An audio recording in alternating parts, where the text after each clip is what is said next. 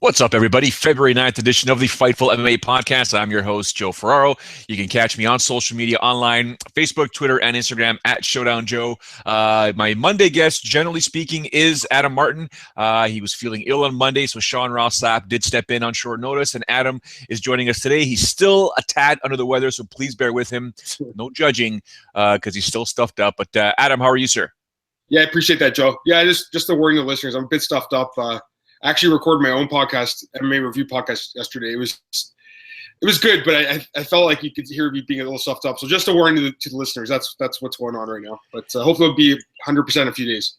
There you go. All right, guys, don't forget you can follow Adam Martin on social media, Adam Martin, for all kinds of different. He's a journalist in mixed martial arts, obviously wonderful at social media, and has some varying opinions. I agree with most of them, if not all of them, but sometimes we disagree, and that's life. But we're going to talk about a bunch of stuff. Actually, right before we came on the air, the news came out from Bellator that Rory MacDonald will be taking on Paul Daley, despite Rory MacDonald's comments after Paul Daley called him out, or at least his social media stuff with the funny laughter of Zach Galifianakis. But it's a fight that's happening, and Michael Page is pissed, but this is a fight that's happening now.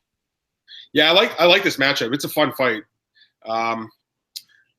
You know what? Paul Daley looked amazing in that last fight against Brendan Ward. Spinning elbow, flying knee knockout. I mean, when do you see that, really? That was a special knockout. Paul Daley's known for those crazy knockouts. So I'm happy to see him back on a regular schedule, because he's had some periods of inactivity in his career. But I'm mostly excited just to see Rory back in Bellator for the first time.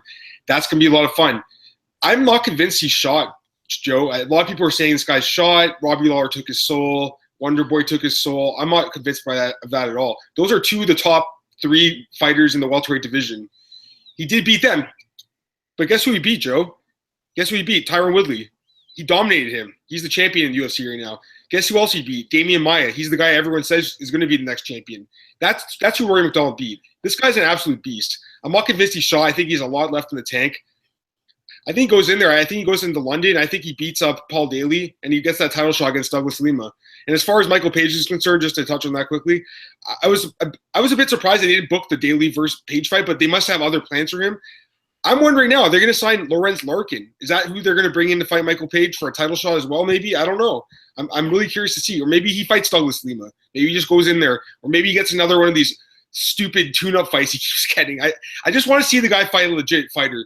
But I'm just happy they did book this fight. I know you're a big fan of Rory, just like me, Joe. So it's nice to see him get an exciting matchup against a guy like Paul Daley who's going to go in there and stand and trade with him. It's interesting, the matchup itself. I mean, I've read it all. I've seen it all. Robbie Lawler took Rory MacDonald's soul. Man, shut up, people. Get in there and you do what Rory had to do to try and defeat Robbie Lawler. That is no easy task, and twice. So Robbie Lawler is a bad man, and sometimes there's a fighter out there that has your number. Wonderboy Thompson fight, whatever, it happened. Now Rory's going to reset his career, and I think he's making more money now than he was when he was with the UFC. So that could be a bit more of a motivating factor. And let's not forget one thing, Adam. Rory MacDonald is a different case. He's a special case in terms of he operates on a different frequency than the vast majority of fighters out there. I mean, if you've ever had a conversation with him outside of cameras and a microphone, you quickly realize that it's a bit different. Okay, he doesn't, he doesn't care about being the status quo. He doesn't care about being normal. You can even ask Faraz Zahabi. Rory's a different guy. Okay, and he's taking his career on a different level, on a different perspective, and he's going to make more money now, I think, with Bellator than he was with the UFC. And listen, I can tell you right now, there are people in the old Zuffa regime that simply did not like Rory MacDonald. Okay, they weren't fans of his because he wasn't promoting his fights properly, or wasn't stepping up to do certain things, or made it a bit difficult at times. That's his personality, and we've talked about it on this podcast on numerous occasions. Sometimes you need to make noise. Sometimes you need to sort of make headlines. Sometimes you got to promote yourself more than what your promoter's doing it. But not every guy or girl is going to do it, and that's just the reality of society. It's the reality of being human beings. Not everyone fits the mold, like the Chael Sonnen, like the Conor McGregor. I almost said Conor McDavid. Conor McGregor. But do you get what I'm saying with that? Absolutely. Yeah, no, I definitely know what you're saying. I met Rory in person, and he's very stoic. He's very quiet. He's just, like you say, he operates on a different wavelength. I'm not going to go here and say that he has a great personality or anything, but it doesn't matter, because guess what, Joe? He's a great fighter, and that's what we, as a fan, we want to see a guy who goes in the cage and leaves it all out there. And this guy had maybe the greatest fight in MMA history against Robbie Lawler. That was like 2 fights ago. He's had so many great fights in the UFC, so many great performances. The fight against Carlos Condit in Vancouver a few years ago, that was an amazing That was amazing. That was sick. That was a sick fight. And I think that was the second fight in the UFC. So, I mean, this guy he's fought everyone. He knocked out Mike Pyle. Like I said, he beat Damian Maia. He beat Tyron Woodley. He's fought the who's who. Now he's going to go to Bellator. Maybe he's going to fight guys that are a bit less of competition. But guess what? He's probably going to go in there, win their welterweight title. And he says he wants to move up and fight for their middleweight title too. And they have a pretty awful middleweight division, so I don't think he's going to have much of a problem winning that title either. So I think it's a really good situation for him. But I want to say quickly that I think the UFC is going to regret letting him go. And I know you're saying, Joe, that there were people in the promotion that didn't like him. I don't think Joe Silva really likes his style, to be honest with you. I don't think Dana White likes him. Actually, there was an interview with Dana White recently. I believe he's talking to TMZ, and he said, shot, his nose is broken now, and we just don't think after that Robbie Lawler fight that he's going to be the same guy. That's why we let him go. Obviously, the money thing's a consideration as well, but I don't think, like you said, they didn't like the way he promoted fights. He was very quiet, didn't really say much. But again, at the end of the day, Joe, it's about going in there, putting on amazing fights. And when you look back at that card from a few years ago where he fought Robbie Lawler and also Conor McGregor fought Chad Mendes, which fight do you remember? You remember the Robbie Lawler versus Rory McDonald fight, even though Conor was the one selling pay-per-view, because that was one of the greatest fights of all time. And this guy's going to have some great fights at Bellator, and put him in there against a guy like Paul Daley, who is going to stand and trade in the pocket, is going to be a really, really sick fight. Yeah, it's going to be fantastic. What's your early synopsis? I know we haven't had a chance really to break this fight down. I think that reach factor for Rory is going to be fantastic. But Paul Daley, the fact that he's been active and Rory technically has not been active, he's been on the sidelines training and getting ready. That's going to be a bit of a hinge for Rory. I do think Rory some way somehow pulls this out, but I don't think it's going to be that easy. Yeah, I don't think it's going to be. Well, I don't think it's going to be like easy by any means, but I think he wins the fight. I think he's going to win a decision. And the thing that I like about this for Rory is this isn't a 5-round fight. This is a 3-round fight. He's been used to going 5 rounds in his last couple fights. He just got to go in for 3 rounds, win 2 of the 3 rounds, take home a 29-20 decision, if not a 30-27 decision. I think he's going to fight smart in this fight, use his range, throw some volume, throw some leg kicks, throw some punches, pick apart Paul Daley, and he's just got to watch out for that big right hand of Paul Daley, because obviously Paul Daley's got knockout power. Rory's chin, maybe that's one of his weaknesses. He's been knocked out and knocked down a few times in his career, so he's got to watch out for that. But I think he wins the fight, Joe. I think he's going to get that title shot against Douglas Lima, hopefully, in the near future. This past weekend, UFC Fight Night Bermudez versus Korean Zombie went down in Houston, Super Bowl weekend. Up and down this card, I think it was a great card. Some really good fights, some interesting results that many of us were like, what just happened here? And some results where you thought, well, that was supposed to happen, but it didn't really happen. It's supposed to happen that way. For example, Jessica Andrade against Angela Hill. We all thought there was going to be a finish in that fight. Well, no one told Angela Hill that. Felice Herrig taking on Alexa Grasso. Grasso was supposed to use Felice Herrig as a stepping stone. Well, Felice never got that memo. She never got that email. She never got that part of the script. Korean Zombie is supposed to have ring rust, cage rust. And then the lesson that I learned, Adam, is, cage rust and ring rust. When I talk about it, when I bring it up, I better bring up the fact that it only happens in the second and third and fourth and fifth round. It doesn't happen in the opening round. His timing was off because he was getting tagged by Bermudez, the Korean Zombie was. But his power was still there. And his speed was getting better as the minutes or the seconds were going on in that fight. When you look at this card, who are your 3 stars pretty much? Well, obviously you have to go with Chan Sung-jung as the number 1 star. Coming off that 3.5-year layoff, coming into that fight with Dennis Bermudez. Most people were picking Bermudez. I did pick Korean Zombie here. I did horrible my picks for this card. I went 6-6, so I'm not going to go to my horn too much, but I did pick this one right. I really like this matchup for Korean Zombie just because Dennis Bermudez, he doesn't have a great chin. He gets into brawls. He doesn't use his wrestling, Joe. His wrestling is his bread and butter.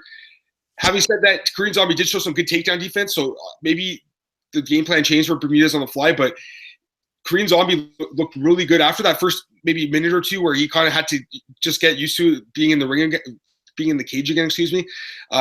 He looked great. He did get tagged a few times, but guess what? That's why we call him the Korean Zombie, because this guy's got a crazy chin and he can take an incredible amount of punishment. So I thought that was a really nice knockout for him. I've watched the knockout a few times. Bermudez just left this lazy jab out, and Korean Zombie slipped in through that beautiful uppercut. When was the last time we've seen an uppercut knockout like that? That was that was special, man. So I was really impressed by him. Next guy I gotta give a shout out to here is James Vick. I thought he looked really incredible against Abel Trujillo. James Vick's a really good fighter. He's also really big for that lightweight division. I believe he's 6'3", and he has one of the longest reaches in the division. He had a minor setback against Beneil Dariush, but beating a guy like Abel Trujillo, who's a pretty damn good fighter, beating him at his own game, because Trujillo was the wrestler. He was supposed to be able to take down Vick. Guess what? Vick took him down. Vick got that Darce choke. Looked great in that fight. And the other guy I want to give a shout out to is Marcel Fortuna. This guy, Joe, he told the UFC he weighed 230 pounds. They called him on short notice, like a week's notice, to fight Anthony Hamilton. He said, I weigh 230. Goes on the official scale on the weigh-ins, 210 and 1/2 pounds. Anthony Hamilton weighs like 259. So there's a 50-pound weight disadvantage for this guy. But like Felice Herrig, he didn't get the memo that he was supposed to go in there and get knocked out. He went in there and knocked Anthony Hamilton out. And you know what? The most impressive thing was he actually suffered a really nasty cut over his eye early in that fight. And I thought the doctor might stop it because it's in Texas and the doctors there are really sketchy. But he didn't stop it. Yeah, I'm not going to argue with that. You're right. But the point was he looked impressive, man. And it was a walk-off knockout. I mean, who else does that besides Mark Hunt? He threw that huge right hand at Hamilton's chin. Hamilton went falling down. If you watch the replay, he's like falling into the fence after. It was a brutal knockout. Won the performance of the night bonus. So I'd say those are my 3 stars. But there was a lot of good performances on this card, Joe. There was a lot of finishes. It was a pretty damn good card, I gotta say. If you look at the actual for my 3 stars sort of thing, I look at it a little bit differently. I agree with the obviously Korean Zombie and stuff like that. I just think that Angela Hill put on a spectacular performance, but Volkan Oezdemir coming in out of nowhere, basically nowhere. No one heard of this guy. He comes in and takes out the number 6 ranked light heavyweight in the division. I got to give props to him. Absolutely fantastic. But I'm looking at the rankings right now, Adam, and I'm taking a look at Chan Sung Jung. He is now at number 9. Dennis Bermudez drops down to number 11. What is next, do you think, for the Korean Zombie? Obviously, with Doo Ho Choi, they are talking about that Korea show, the Korea show. What do you think is next, and who would you like to see him take on next? Well, first of all, I did take a look at the rankings, I believe, yesterday, and I do think that Korean Zombie's ranked a bit low, to be honest with you. I think he should be about 6 or 7. I'm not entirely sure why a guy like Yair Rodriguez, although he's really good, don't get me wrong, I'm not sure why he's above Korean Zombie. Korean Zombie's proven himself in this division. I know he had a long layoff, but he should be a bit higher. So I think he fights a guy in the top 5 next. I'd like to see him fight Cub Swanson. I think that'd be a sick fight, man. And you went back to the last card in Toronto, UFC 206, Korean Superboy was Cub Swanson.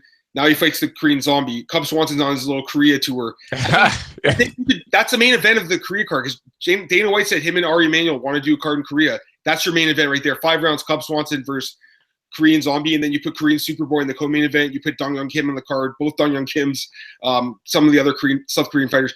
That's probably the best country in Asia right now as far as producing MMA talent. There's some really good fighters coming out of there. So was really impressed by him, but I'd love to see him fight Cub Swanson. In terms of the Asian talent, don't sleep on Japan just yet, because I'm telling you right now, there are some spectacular fighters being developed over there right now. Just take a look at some of the Rising cards, and there's fighters that aren't even on the Rising card that I get to see that are just, they're going to be something else. I think that whole Japanese scene is going to be completely separate once again.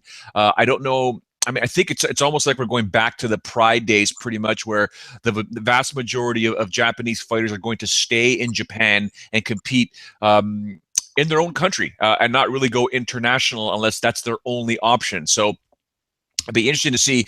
When you mentioned that Dana White and Ari Emanuel want to have a show in Korea, it sort of goes against what many of us have been hearing or thinking or wondering.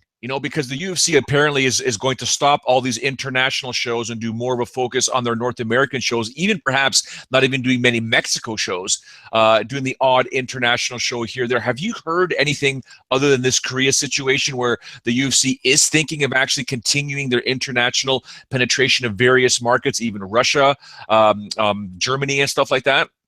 Well, what I heard last year was they were going to cut down the amount of events to like 35. But then just last week, it was announced that they're doing 41 events this year. So they're going to have cards outside of North America. And to me, Joe, that's too many cards, if you ask me. I think it does dilute the product when there's that many cards. I thought 35 was a good number for them. So 41's a lot, and they have to find new markets. Maybe country like Germany. I know they've had some successful cards there in the past. Maybe they won't go there, but they're looking at a guy like Korean Superboy and Korean Zombie. They're looking at guys like that. Those guys have star power right now. They want to make money. It's just money fights, Joe. That's all they want to do, make money. Wherever they can make money, they're going to go. If they think Yair Rodriguez can headline a card in Mexico, they will go back there. If not, they won't go back there. They'll just throw him in a card in the United States. I just hope that they don't cut out Canada. I know there's supposed to be a pay-per-view rumored to be in Edmonton in, I believe, August or September. So that's good news. But originally I thought they were just going to cut Canada out completely. Remember, they fired all the Canadian staff from the Canadian office, and I thought that was it for Canadian events. So maybe they're having a little bit of a change of mind. But it'd be nice if Ari Emanuel and the other owners would come out and say, this is where our game plan is. Like, it's just weird how they're refusing to talk to media. Like, you don't see that in any other sports. Like, you see the owners and the general managers and management come out and talk to the media and say, this is what we want to do, because you don't want those unanswered questions. These guys are obviously good business people, but this is a different sport, Joe. You know how this sport is. The relationship between the fans and the promotion and the company is a lot stronger in this sport than in other sports.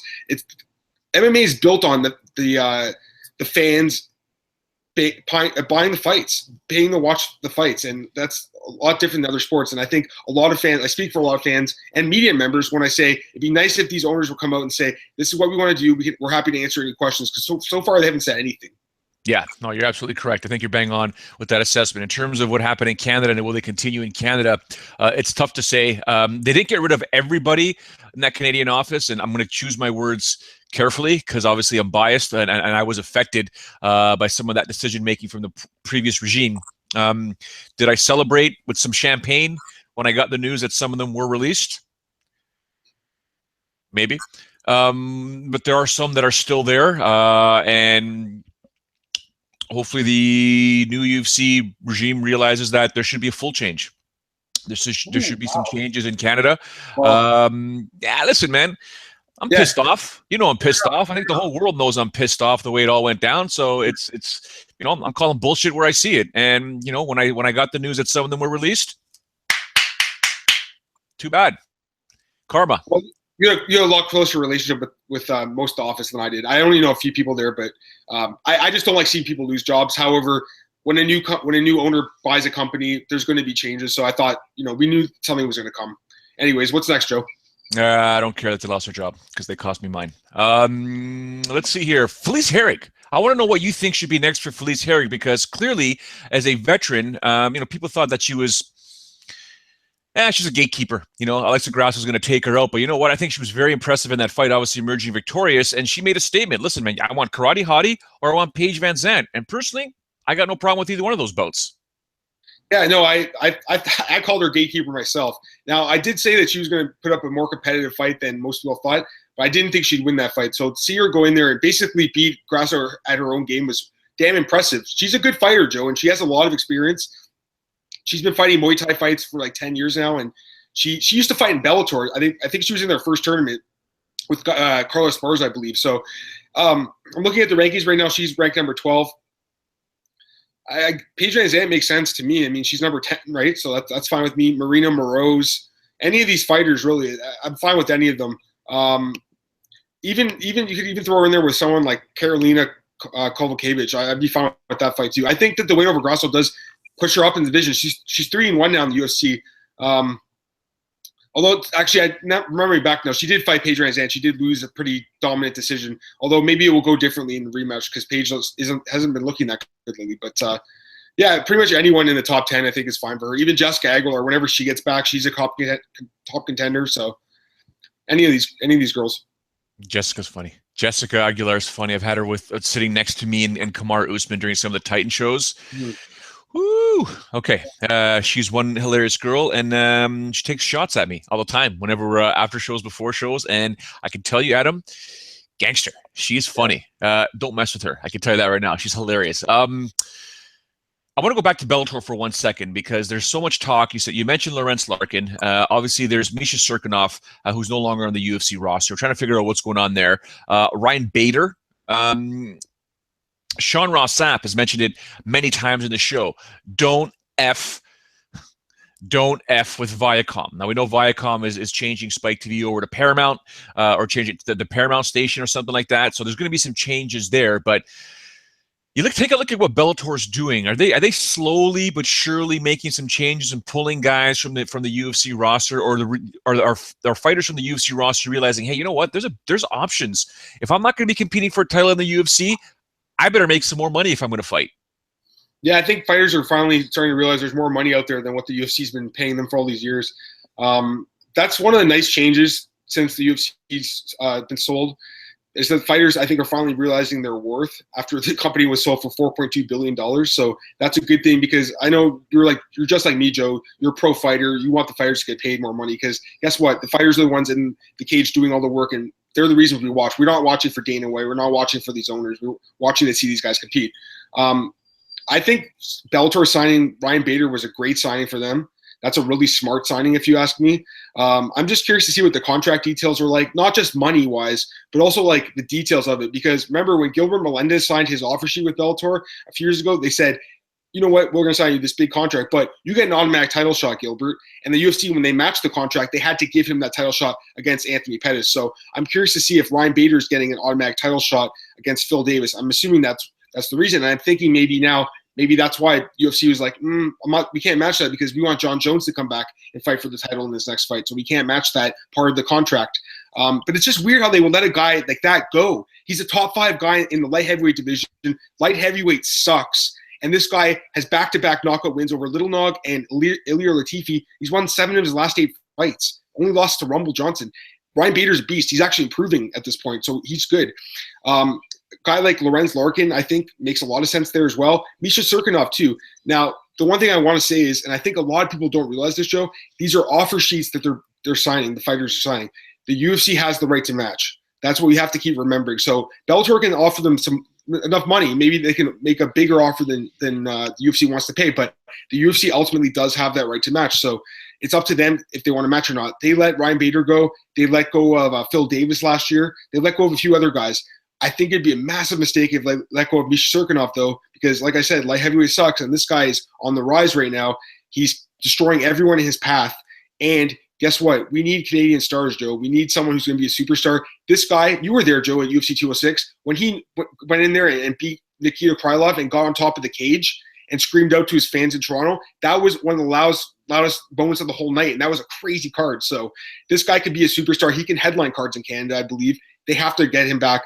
But if I'm Bellator, if I'm Scott Coker, I'm calling up Miesha Cirkunov and saying, this is what we're going to offer you. We want to get you in Bellator. Let's see what the UFC says now.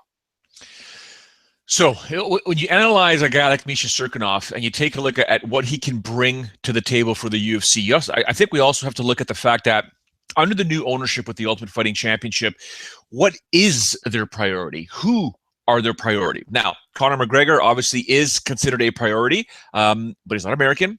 He's Irish, so he can own that Irish market single-handedly and do whatever he wants, whenever he wants, if they choose to have another show there. I think in terms of looking at some of these fighters, I'm not saying they want to be pro-American because they're American-based, but you take a look at a guy like Miesha Cirkunov. Now, we are Canadian. You and I are Canadian. We're looking for that next George St. Pierre. I think we're the best guy right now would be Elias Theodorou, who obviously is podcasts with me on Wednesday or Tuesdays here. He's got superstar written all over him, and he's one of those guys that can sort of bust out into that mainstream with the whole hair thing. I mean, he's got a sponsorship with Pert Plus, and there's more coming from Elias Theodorou, to my understanding. So we do have one guy, and he wants to compete on every Canadian card. He wants that mantle. He wants that torch to be passed from George St. Pierre to him. Now, you look at a guy like Miesha Cirkunov, he's a bit different. He's more reserved. He's definitely a handsome guy. I know his wife personally, not on a personal level, but just I know her, and I've been around Miesha for quite some time. Is he a ladies' man? Will the ladies look at him and think, he's a sexy guy? Is he a badass? Yeah, he can kick some ass when he gets into the octagon. So there's another guy that has that perfect sort of, hey, he can get out there, but he just needs that personality. He needs to push a bit more. Is there the accent, the language barrier? So when you look at the UFC, you start thinking about who they want as stars in what countries. Do they want stars in countries outside of the U.S. and continue to make this an international brand? Or if they are sort of bringing everything back in to the United States, do they really want people outside to be, to be their stars. They want to focus more on their American stars, their American fighters. I mean, it's interesting to think about, but what do you think they want? I mean, bottom line, a star is a star, or is it, if we can get an American star versus a Canadian star or an Irish star or whatever star, Russian star? Sure, you want stars from the countries that you're targeting for your events, but you need depth too. You need depth in these divisions. You just can't have two fighters, 2 or 3 guys. That's what a lot of people keep saying to me. Well, Ryan Bader was going to win the title anyways. Who cares? Maybe he wasn't. You need more than 3 guys. You can't just have DC, Rumble, and Jones fighting each other every single card. You need other guys. Miesha Cirkunov is a guy that I believe does have superstar potential because I think he does have a good personality when he does open up. When he had that fight over against Krylov in Toronto, the way he went and opened up to the fans on the mic, that was incredible. And he went out there and he called his own shot and he said, I want to fight Shogun. And you know what the UFC did? They said, nah, we're going to give John Vellante to Shogun instead. For fucking no – sorry, Joe, I'm so angry about that. No fucking reason, though. Why? Why did they give John Vellante that fight when Cirkunov said, I want to fight Shogun? He beats Shogun. He gets put on the map. That's when he gets a top 5 fight. That's when he goes in there and fights a guy like Glover Teixeira, who's fighting Jared Cannonier. Why did Jared Cannonier get that fight? Why did Miesha not get that fight? He's on a 4-fight win streak. Anyways, I'm just a little bit upset about this just because I think he was getting paid like 10-10 in his first couple of fights, or 12-12 or something. They could probably offer him 25-25 or maybe 30-30, and I think that's what he would take, even though I believe he's worth a lot more than that. And to me, that's cheap, if anything. Like, this guy, in my opinion, should probably be paid 50-50, if not more, because I do think he can sell tickets, especially in Toronto. I think the UFC's kind of blown it in Toronto too, Joe. Like, they've only come back, once in the last 3 years. They could do a fight night show at Ricoh Coliseum. They don't need to come to ACC, if you ask me. They don't need to do 20,000 seats. They can go to Ricoh and do 10,000 and have Miesha Cirkunov in the main event against Shogun. That's a main event right there. And then co-main event, Elias Theodoro against, I don't know, like Rafael Natal or Tim Boach or something like that. That could be a co-main event. The UFC, I'm not sure what they're thinking, Joe. I really wish I could get to the brain of Ari Emanuel to see what they're thinking. Now, having said that, these guys are a lot smarter than I am. They're billionaires, so they know what they're doing, but they didn't make their money in MMA, and I feel like they're making some really ill-advised decisions right now. If they let Miesha Cirkunov go, that's going to be a massive mistake, and it's just going to make Bellator stronger. And I want to say that the UFC is a lot better than Bellator is, but I have been really impressed by what Bellator is doing, and I've been impressed by Scott Coker and Rich too. These guys are good talent evaluators, Joe. You look back at Strikeforce, Joe, how many of those guys in Strikeforce were champions there, and how many are in champions in the UFC now? A lot of them. Luke Rocco, Daniel Cormier, Jacare, Ronda Rousey, all these guys and girls came from Strikeforce. They came to the UFC. Alistair Overeem, you know what I mean? For Doom. The UFC would be nothing without those guys that Scott Coker brought up and promoted. So I've been impressed by Bellator lately, and I'm just really curious to see what the UFC is going to do, because they have a lot of free agents right now. And another guy we didn't talk about is a guy like Rick Story, for instance. And Rick Story is not an amazing fighter, but guess what? He was ranked like 8th in the welterweight division. Are they just going to let him go now because they think he's shot or something? It's very strange to me. But yeah, that's all I have to say about that. Well, I mean, if you want to dissect the errors the UFC has made in Canada, fortunately, again, I'm a little biased, but it's not rocket science. It's not rocket science where they made those errors, when they made those errors, how they made those errors, and how those employees are no longer with the UFC. So we'll leave it at that. We'll see what happens as the future goes on. And I've always been told this is an industry, television-wise, there's ups and downs. So, and I can assure you that I believe that they're in a down right now. The UFC is in Canada. There was an up at one point, 55,000 people at the Rogers Center. Okay. It's just crazy that it peaked then, Joe. I thought that was the beginning. I really did. But it was like this in Ontario, right? Nothing, and then like this, and then it was like this, and then like this, and then it's like this now. You know what I mean? It's just crazy. It should be like this. Now, but I will say that I do blame the Ontario Athletic Commission as well as part of that, because the fact that they charged such high fees, they had to get rid of score fighting series. They couldn't afford to have these events. You can't develop these talented guys in Ontario. But at the end of the day, the UFC has so much freaking money, and they can have these events anytime they want. And the fact they did one event in Toronto in the last 3 years, and that they don't have an event for Toronto this calendar year, really blows my mind. I mean, Edmonton's, I think, is a really good market, but what about Toronto? How could you not have another card there? What should be once a year in Toronto? At the moment, I am in no position to speak publicly of certain things. But I assure you, when the time comes, when I'm in a better position, believe you me, I will let some stuff out of the bag. Yeah, the Canadian market is what it is right now, and hopefully it'll improve. And, I think I've proven my own track record of how to make it successful or help them make it successful. Let me ask you one more question, Joe, quickly. Like I said, the rumor is they're going to go to Edmonton, so that's good. That was the last time they went to Edmonton was actually WEC 49, I believe. That was Mark Hominick against Yves Jabouin, which was a crazy, wild fight. But what about Calgary? I get people from Calgary messaging me on Twitter all the time, Joe, saying, when is UFC coming back? We've been waiting 5 years. Have you heard anything about Calgary, Joe? Nothing, eh? Well, no. I mean, what I tried to explain to the people in Calgary, even the day after that show, is so Dana White and the regime in Canada never ever specifically said this to me, but in speaking with them and then speaking with other people during that Zuffa era, what happened in Calgary, Dana White saying, yeah, we're going to come back. We love Calgary, blah, blah, blah. The bad taste that they had in their mouth for that Calgary show leading up to it, it took place. And then the fallout afterwards, the sense that I got was, why in God's name would we ever return to a city that treated us like garbage and just ripped us apart the next day? When if you actually look at that Calgary card and go back and watch that card, it was freaking fantastic, with the exception of 2 or 3 bouts on the pay-per-view. Yeah, the pay-per-view sucked. That's the thing. The prelims were awesome. Okay?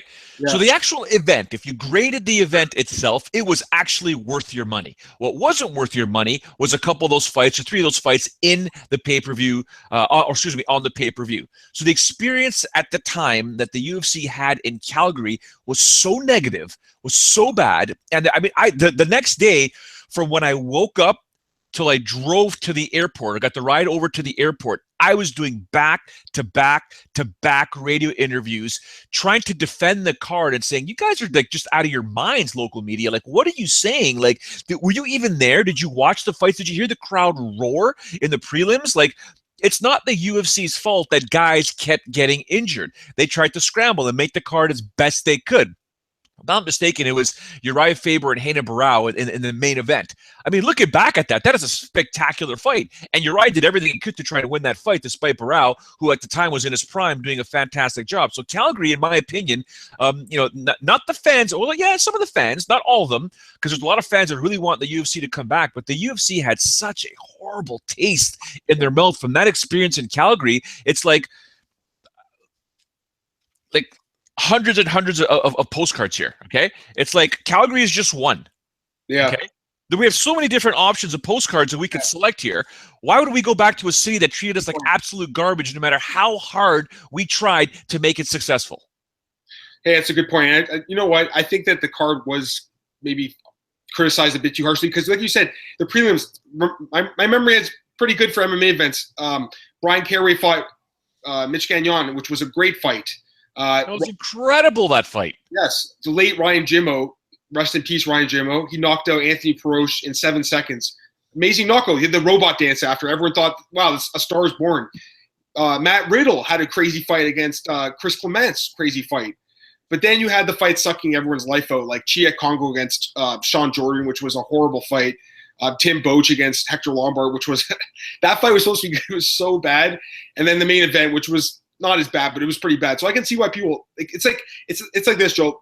A lot of people don't watch the prelims like us. We're hardcore fans, and they only watch the pay-per-view. And those last 3 fights kind of sucked the life out of it. So I can understand that. But I think you make a really good point about how, like, you have 100 options if you're the UFC, and in Canada alone you have like 10 options. Why would you go back to a city that maybe the media, like you said, was a bit too harsh and the backlash was a bit harsh, and people were asking for refunds and saying, what kind of card was this? But I do think, though, like, I have a lot of fans from Calgary that follow me on Twitter. I think that there are a lot of diehard, passionate fans there, and I do hope they get a card one day. Although for now, I guess they'll have to just make the drive to Edmonton and see that card instead. Yeah, well, listen, man, my time in Calgary actually was fantastic, and the amount of fans that I met there, and I'm trying to remember what restaurant/bar was down from the hotel. We closed it every night because we would go in there for dinner, and before you know it, me and Bobby T, it was my former producer at the time, or the producer that came with me.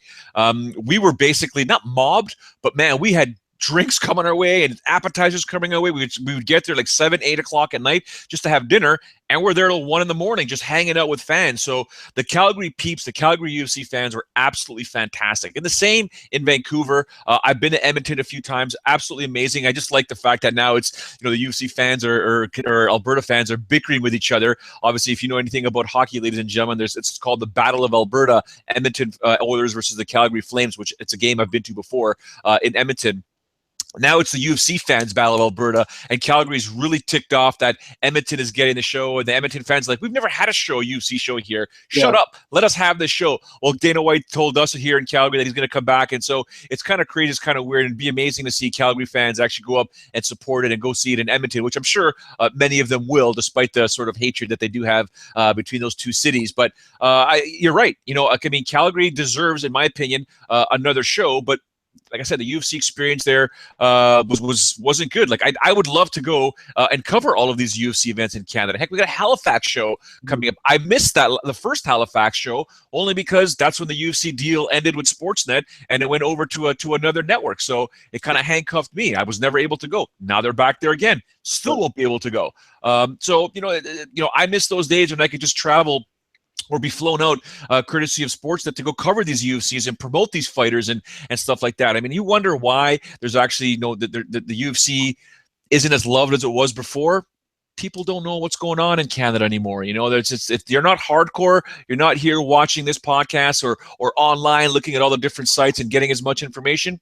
You just don't know. You're just not able to see it. So it's not on mainstream television as much as it was before. So it is what it is. Now, one fight that I recall, I think that was on television, and I might be wrong, was Junior Dos Santos versus Stipe Miocic, their first bout, or was it a pay-per-view? I'm trying to remember. On Fox, UFC on Fox. I can't remember, but yeah, it was.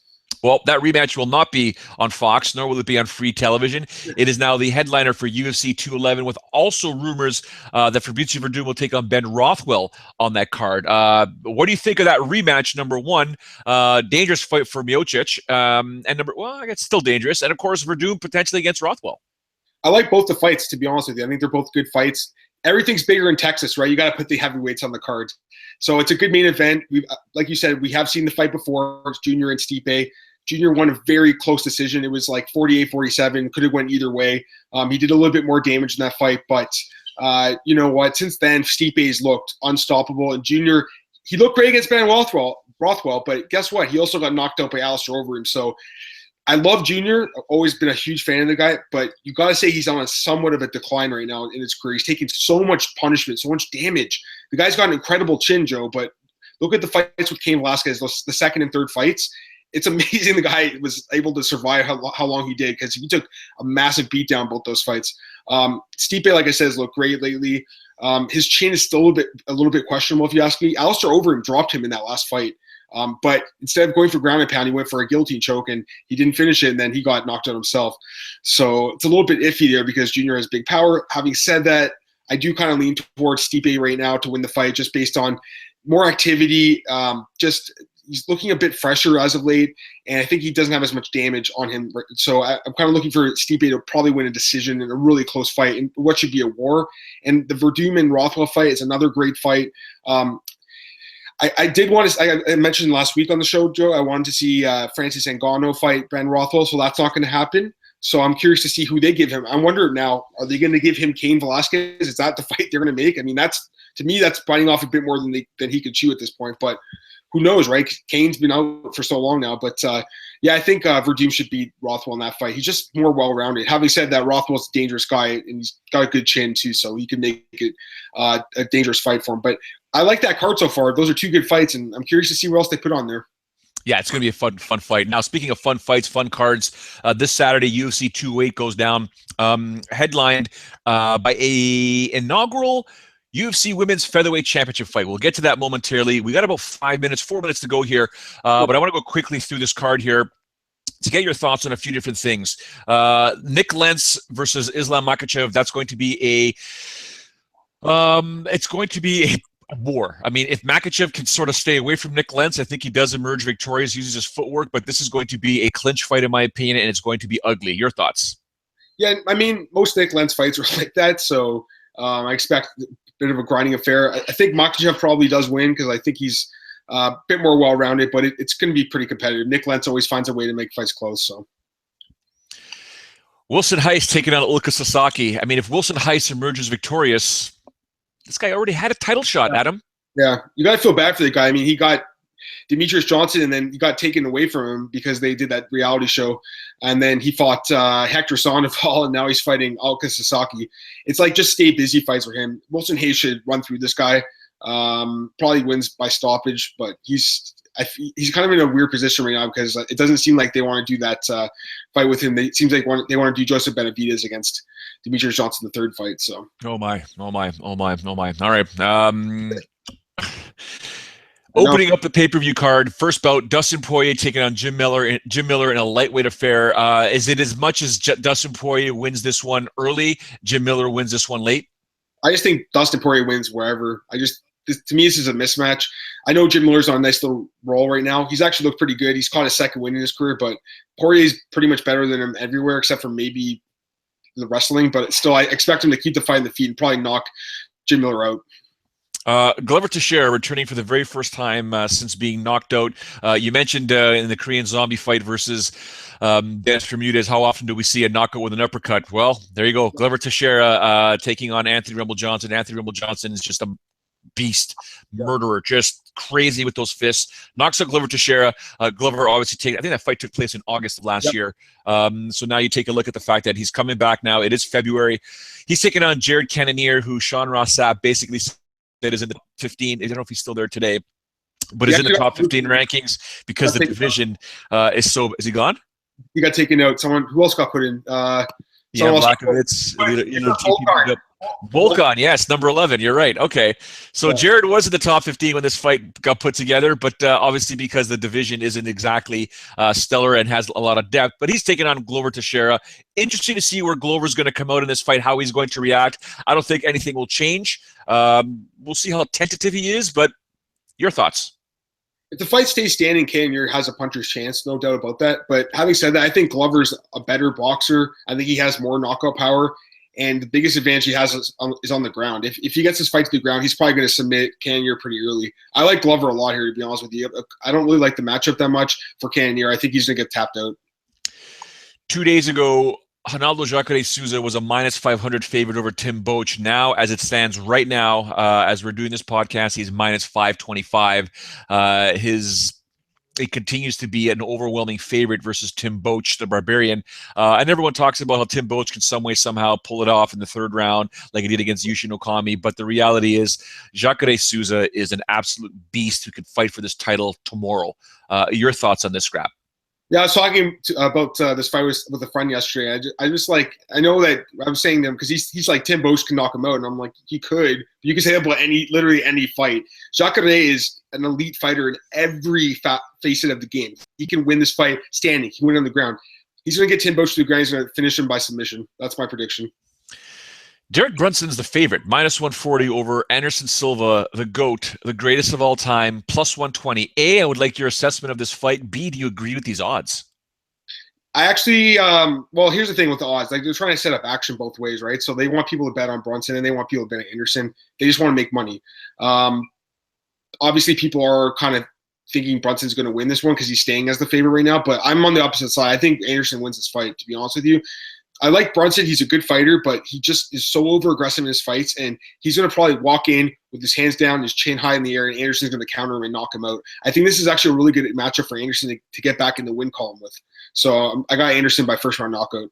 What does this win for Anderson Silva mean, though? If he does emerge victorious over Derek Brunson, what does the win mean for the Spider? Because this is a division that's sort of confusing with Michael Bisping at the top. I mean, Yoel Romero opened up a GoFundMe page.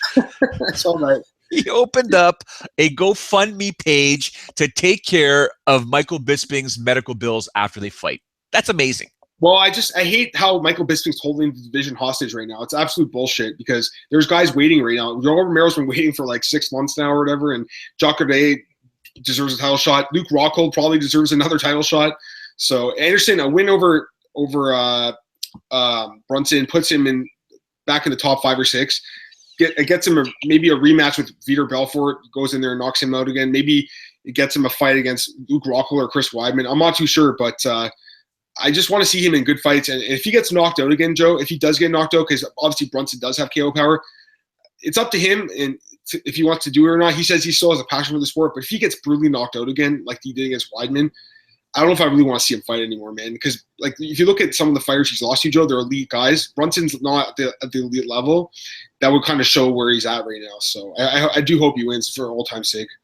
Yeah, it's a, sort of a vintage thing. I think he does emerge victorious. I think, well, let me take that back. I wish I could just rewind that for a moment there. Not that I think he's going to emerge victorious. The problem with Anderson Silva, my personal opinion, is I don't know which Anderson Silva shows up. I don't know what to trust. I don't know who to believe. I don't know anything anymore with this guy, because as him being the greatest of all time, and I firmly believe he is the greatest of all time, maybe 1A with George St. Pierre, but Anderson Silva, in my opinion, when he was in his prime, would just see fighting in slow motion. He was the Matrix. He was that guy that was just doing things on a completely and different and other level, and then he just got so confident and so cocky and just like, I can do this whenever I want, however I want, to whoever I want.